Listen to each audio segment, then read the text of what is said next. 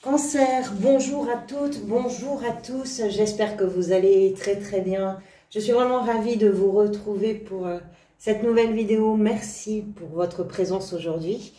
Alors, c'est une vidéo dans laquelle nous allons parler des énergies qui vont peut-être accompagner quelques-uns et quelques-unes d'entre vous durant ce mois de septembre 2022.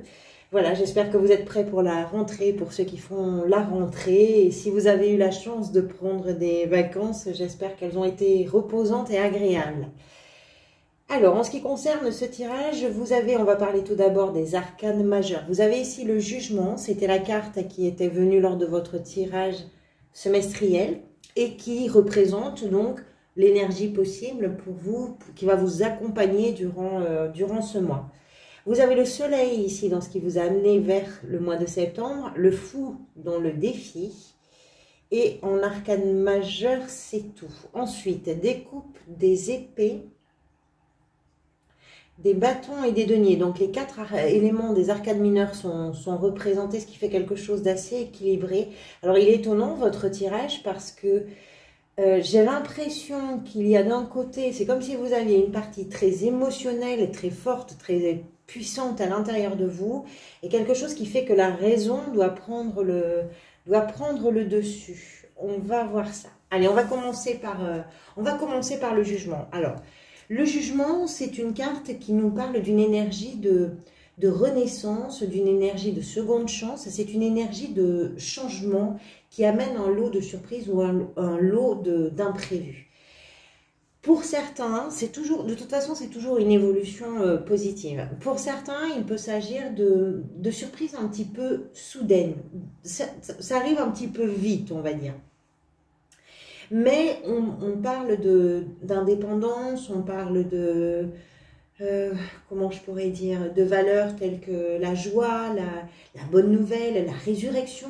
Ça peut être d'un couple, ça peut être de vous à l'intérieur d'une activité, à l'intérieur d'un rôle. Voilà.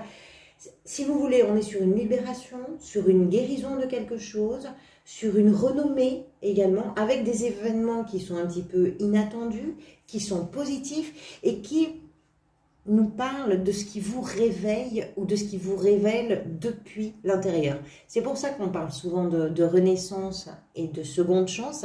C'est que cette énergie-là, c'est une énergie qui permet de projeter à l'extérieur de soi l'image, la sensibilité de la personne que l'on est réellement à l'intérieur.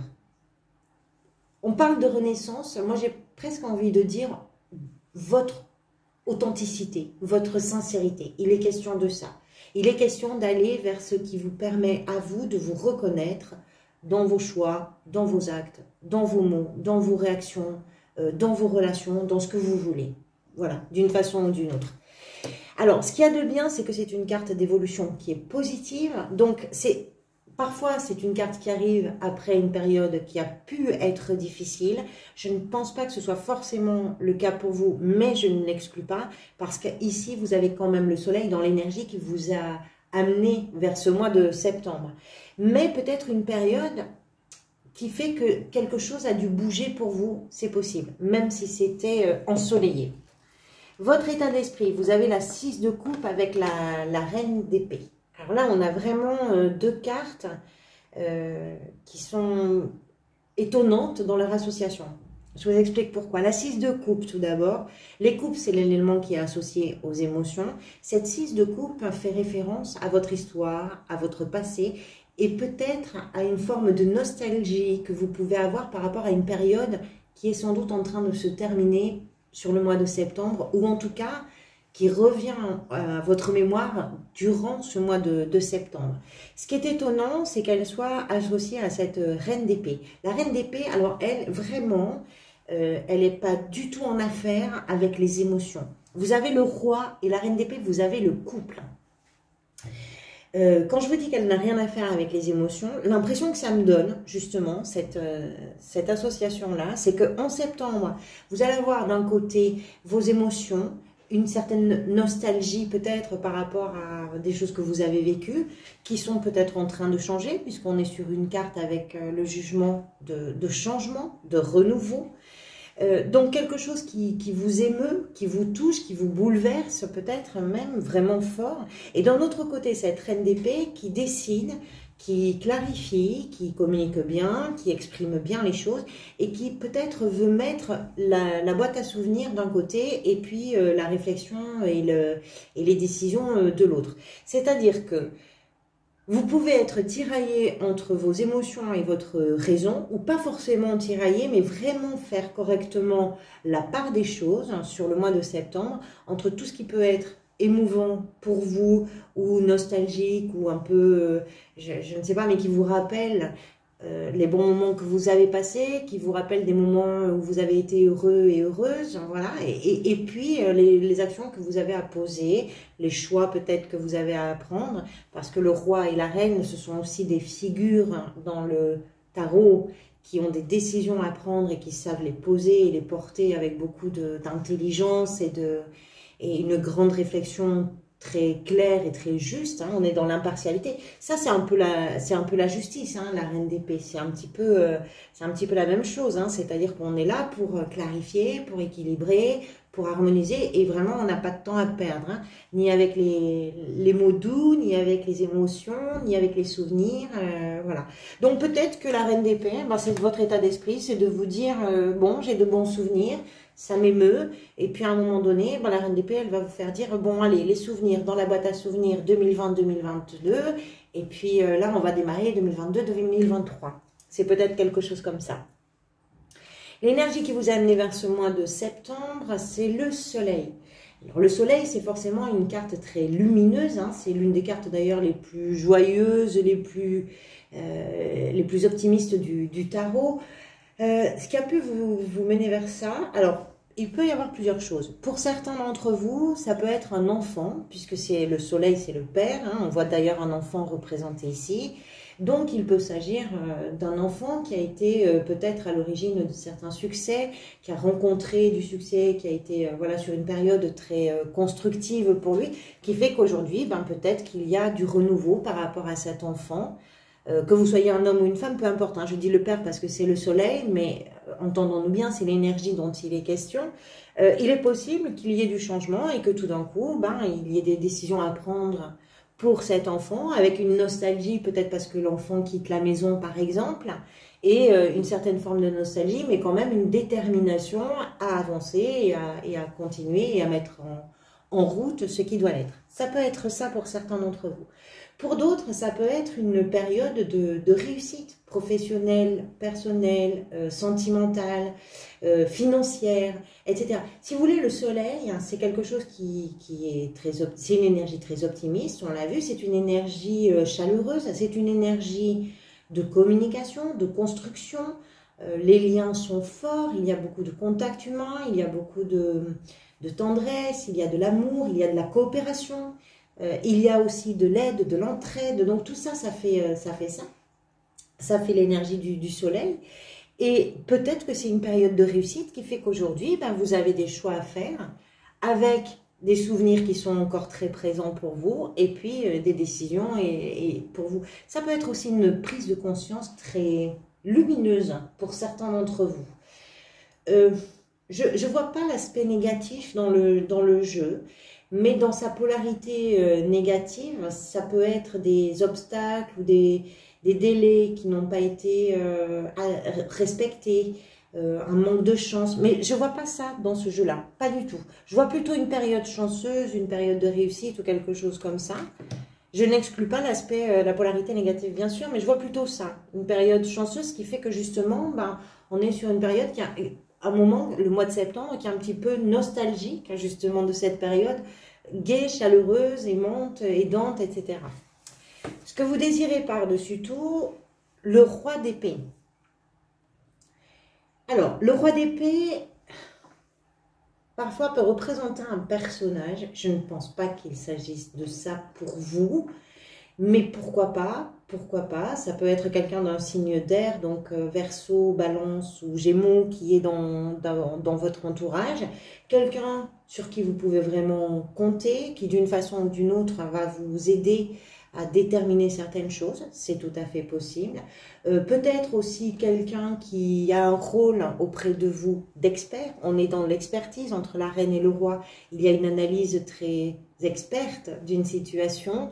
Ce roi-là peut représenter un notaire, peut représenter un avocat, peut représenter un médecin, peut représenter un banquier. Si vous voulez une profession, par exemple, qui va vous aider, pourquoi pas vers laquelle vous voulez aller, d'ailleurs, ou un de vos enfants veut aller, une profession qui va nous parler de cette façon d'analyser les situations de façon très, très claire et très objective, et pas du tout dans l'émotion, pour avoir une qualité impartial et juste dans la situation. Je pense que c'est ce vers quoi vous voulez aller.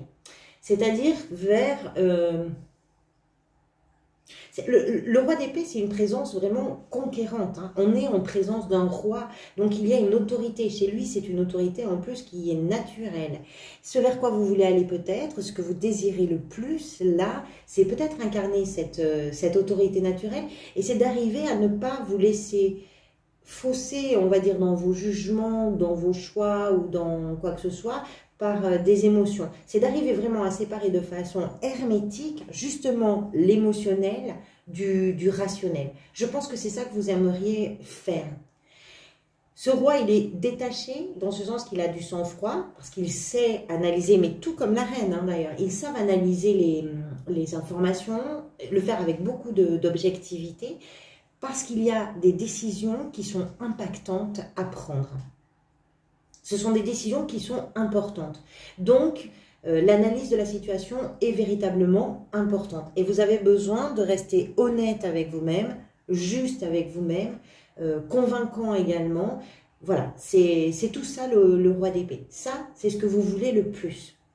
Qui plus est, avec cette énergie-là, et toute son autorité dont on a parlé tout à l'heure, c'est quelqu'un qui est tout à fait capable, une fois qu'il prend les décisions qu'il a à prendre, c'est quelqu'un qui est tout à fait capable de communiquer là-dessus et puis de prendre les problématiques ou les situations à bras-le-corps pour pouvoir les faire évoluer, quelle que soit la direction.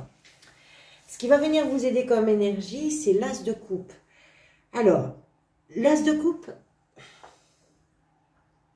Il y a quelque chose de nouveau. Avec un as, il y a toujours une situation nouvelle, une émotion nouvelle, un nouveau désir, une nouvelle idée, une nouvelle émotion. Les coupes sont associées aux émotions, donc là, il se passe quelque chose de fort émotionnellement, peut-être pour vous, au mois de septembre. Et ce qui va venir vous aider, c'est cette émotion-là. C'est-à-dire que même si vous êtes capable, avec le roi et la reine, de prendre les choses, de les mettre sur des rails, dans des petites boîtes, bien rangées sur une étagère, pour pas vous laisser envahir par vos émotions, c'est très bien. Ça vous permet de faire une analyse qui est juste. Pourtant, ce qui va venir vous aider pour justement prendre des décisions importantes et faire les bons choix, c'est d'écouter ce qui se passe un petit peu à l'intérieur de vous. C'est une coupe qui déborde d'amour. L'amour au sens très large, l'amour pour un partenaire, l'amour pour un travail, l'amour pour une famille, l'amour pour des amis, pour des animaux, pour une passion, peu importe. C'est une coupe qui déborde d'amour et là, c'est cette coupe qui déborde, qui est l'énergie qui vient vous aider. C'est-à-dire de savoir écouter ce qui, à l'intérieur de vous, résonne avec votre cœur et avec vos vibrations d'amour. Pour cette nouveauté qui est en train de s'amorcer. On parlait de changement. Alors, je ne sais pas ce que ça peut être pour vous, parce que ça sera de toute façon différent en fonction de la situation de chacun. On parlait de changement. Dans ces changements, il y a forcément de la nouveauté. Cette nouveauté-là, peut-être qui est une nouveauté que vous avez à décider d'une façon ou d'une autre, je ne sais pas comment. Cette nouveauté-là est vibrante, probablement sur le plan émotionnel, et ça vient vous aider. Votre défi, vous avez le fou. Moi, je pense que le défi pour vous, par rapport à tout ça, c'est d'arriver à vous faire confiance. Le fou, c'est vraiment cette énergie de liberté, de libération absolue. C'est ce moment dans la vie où on se dit, là, à partir de maintenant, j'ai tellement confiance en mes choix, en moi, tout simplement, et en la vie, que je fais ce que je veux comme je veux, quand je veux, avec qui je veux, je fonce. Le fou, c'est ça, c'est celui ou celle qui fonce, qui s'élance vers quelque chose qu'il ne ou elle ne connaît absolument pas, donc qui ouvre un horizon infini de possibilités, de découvertes, de potentialités, etc. Et cette énergie-là, c'est une énergie qui peut exister si on a suffisamment confiance en soi. Et votre défi, il va être peut-être de vous faire confiance. Si vous avez des choix à faire, faites-vous confiance. Il y a beaucoup d'intelligence, de raison avec le roi et la reine. Vous avez quand même un couple très puissant au niveau de l'analyse, de l'expertise, de la situation, de la problématique, de ceci ou de cela. Je pense qu'il y a des peurs en vous. Peut-être parce que vous avez cette nostalgie et qu'il y a des choses qui sont un petit peu compliquées. Et ça vous retient un petit peu pour ces changements, pour cette nouveauté, pour cette nouvelle étape, pour ce renouveau. Il y a quelque chose qui vous retient un petit peu. Le défi, il est là, il est d'oser, il est d'avoir l'audace, il est de vous faire confiance. Au niveau professionnel, vous avez la reine de bâton. La reine de bâton est un personnage qui est extrêmement engagé, qui est très brillant, parce que c'est une reine qui est très efficace, homme ou femme. Quels que soient les engagements qu'elle prend, quelles que soient les actions dans lesquelles elle se projette, dans lesquelles elle s'investit, elle réussit. Tout est réussi. Il y a beaucoup d'énergie avec les bâtons, beaucoup de passion, beaucoup de désir, beaucoup d'enthousiasme. Il y a une détermination sans limite. Cette reine, au niveau professionnel, c'est vraiment un personnage d'engagement, de sincérité, de courage, de persévérance et de détermination. Quelle que soit votre situation professionnelle, que vous soyez dans une activité ou pas, que vous soyez à la recherche d'un emploi, vous êtes véritablement engagé dans votre parcours professionnel, dans votre... Alors, si vous n'êtes plus en activité, par exemple, que vous êtes à la retraite, on peut parler d'un loisir ou tout simplement dans votre quotidien de comment vous vous investissez à vivre votre vie. Si ce dont il est question pour vous, c'est professionnel, c'est-à-dire que vous passez un cap, ou peut-être vous sortez d'une période qui a été heureuse pour vous et qui vous laisse un petit sentiment de nostalgie, on va dire, et que vous avez à analyser une situation, peut-être pour vous perfectionner dans un domaine, peut-être pour devenir un ou une experte dans un domaine particulier, cette reine, c'est une énergie sublime. Parce que c'est vraiment une énergie d'engagement vrai, fort, important. Avec en plus, chez le roi et la reine de bâton, on a ça, c'est ce magnifique pouvoir de séduction qui représente ici la capacité de fédérer. Quand je parle de pouvoir de séduction, c'est pas pour séduire, c'est pour fédérer les gens autour d'un projet, par exemple. C'est pour faire en sorte de stimuler, de motiver des équipes autour, des gens qu'on aime, voilà, c'est peut-être ça. Dans la sphère sentimentale, vous avez la 9 de denier qui représente, alors les deniers sont plutôt rattachés à la matérialité et au travail, aux finances, au budget, etc. C'est aussi rattaché à ce qui est important pour soi, aux valeurs qui sont importantes pour chacun d'entre nous, qui ne sont pas forcément les mêmes pour tous d'ailleurs, et pour toutes. La 9 de denier nous parle de votre autonomie et de votre indépendance. Alors, si vous êtes en couple, ça ne veut pas forcément dire que vous prenez un départ. Ça peut être ça aussi. Peut-être que le couple-là vit quelque chose où les chemins vont dans une direction un petit peu différente. Ça ne veut pas dire qu'on se quitte. C'est pas du tout ça. Mais ça veut dire que chacun va assumer son indépendance et son autonomie et que c'est aussi quelque chose qui permet de construire le couple. C'est aussi un moment de plaisir pour vous dans la relation si vous êtes en couple. On va parler après des célibataires.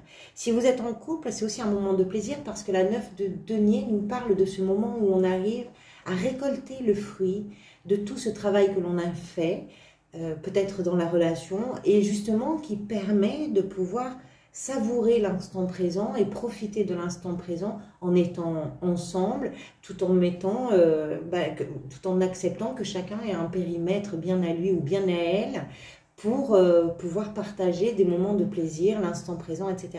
On a ces notions d'indépendance, d'autonomie dans le couple. Si vous êtes célibataire, Alors, ça peut vouloir dire plusieurs choses. Soit vous êtes vraiment sur un moment où vous n'êtes absolument pas préoccupé par la question sentimentale, vous n'êtes pas dans une projection de rencontre ou quoi que ce soit. Simplement, vous êtes là sur un territoire, dans un périmètre où vous vous sentez bien, parce que vous êtes en train de profiter de cette indépendance et de cette autonomie-là. C'est-à-dire que ce que vous avez construit, vous ne le devez absolument à personne, ça vous appartient de A jusqu'à Z, et c'est quelque chose dans quoi vous vous sentez bien, c'est une situation dans laquelle vous êtes très épanoui. Si vous êtes dans une perspective de rencontre, effectivement, ça peut indiquer que l'engagement que vous pourriez prendre par rapport à une personne doit pouvoir tenir compte de cette indépendance et de cette autonomie que vous avez construite. C'est tout à fait possible. On peut avoir quelque chose comme ça. Comment vous vous sentez? Alors, c'est un petit peu surprenant et en même temps pas tant que ça. Vous avez la 9 d'épée.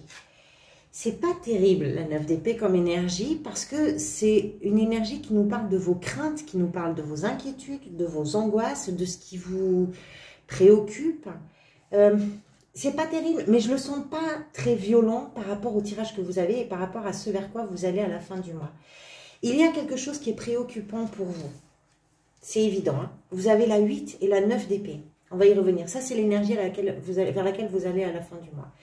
Ce qui vous préoccupe, c'est que vous avez peut-être une perception de la réalité, de la situation, qui n'est pas forcément très juste. Et qui a tendance à vous inquiéter et à vous plomber un petit peu. Ce sont des énergies lourdes, la 8 et la 9 d'épée.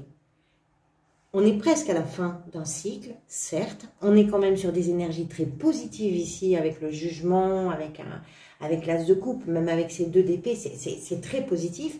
Mais il y a quelque chose à l'intérieur de vous qui ne tourne pas forcément rond et qui prend une certaine place. Et c'est peut-être pour ça d'ailleurs que vous avez ce désir et cette volonté de mettre un petit peu les souvenirs dans la boîte à souvenirs avec la bonne année étiquetée, mais d'arriver à vous en sortir. Pourquoi ? Parce que ça vous empêche d'avancer. Ça vous empêche de réfléchir correctement. Ça vous empêche de faire la part des choses. Ça vous empêche de dormir.